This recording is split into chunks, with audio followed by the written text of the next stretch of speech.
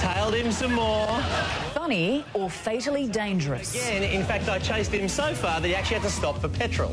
The Chaser's bizarre 2-hour road rage that has truckies fuming. And eventually, I drove him right out of town. Hello, I'm Anna Corrin. Tonight, Prime Minister Howard on how his government will change child welfare payments. We'd just like to know how much you pay your trolley collectors. I'm not taking. The job scandal, our undercover investigation into the shopping trolley tycoons. Jack, is it true that some of the collectors are paid less than $7 an hour? Somebody in office, I don't know. Plenty of jobs no Australians need apply. And the queen of morning television fighting for her very survival. I hate doing bad work. It's embarrassing. At the end of the day, it's their network and they can play with it any way they like. They've always claimed it's satire, that their bail-ups of victims is humour. Try telling that to a mobile billboard truck driver harassed by the show for 2 hours over 20 kilometres.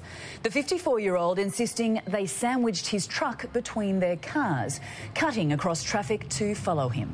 Brian Seymour reports. It was a stunt, I think, that went wrong. I mean, I wanted something that was intrusive, loud, caused pollution, generally annoys people around the place. The Chaser. Some of their satirical stunts, the real ones and the fake ones, have misfired. Could this one have backfired fatally? Decided to follow him. Off we went, all over town. In fact, we went all... This stunt was funny for everyone except the driver of the mobile billboard truck. There's a bit of commotion, so eventually he decided to try and lose me. But I tailed him, and I tailed him some more. The driver, John Lakeman, claimed in the Daily Telegraph newspaper this morning that he was tailgated and harassed by the Chaser's Julian Morrow.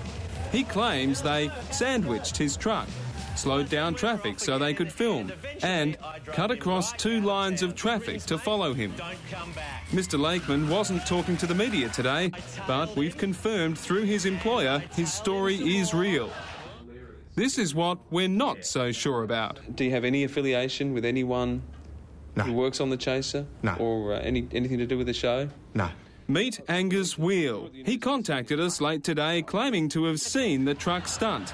And he told us an extraordinary tale about one of the Chasers travelling in a white station wagon behind the truck they were chasing. It was a couple of weeks ago, I guess, on Old Windsor Road. I saw a white station wagon behind a truck with a billboard on the back of it.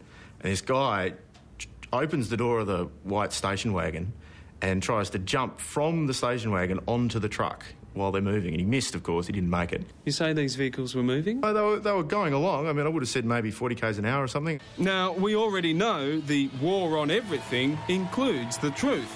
So does Angus, which is why he says he contacted us. Is that kind of stunt worth it for a laugh? I'd say not, no. I don't think so. Yeah.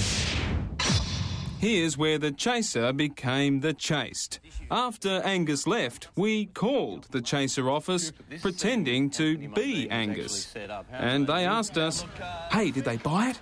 Chaz told me they were getting you to set up tonight.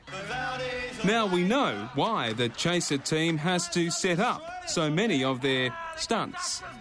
And when they do it for real, well, it's funny in a sad way. Call it a form of road rage. That's the reality of it. That driver was put under enormous pressure. Assistant State Secretary from the Transport Workers Union, Wayne Forno, says the harassment detailed by the truck driver is unacceptable.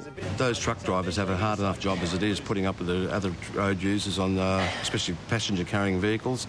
And it's not acknowledged sometimes the pressures those drivers work under. So it could have led to a very dangerous situation.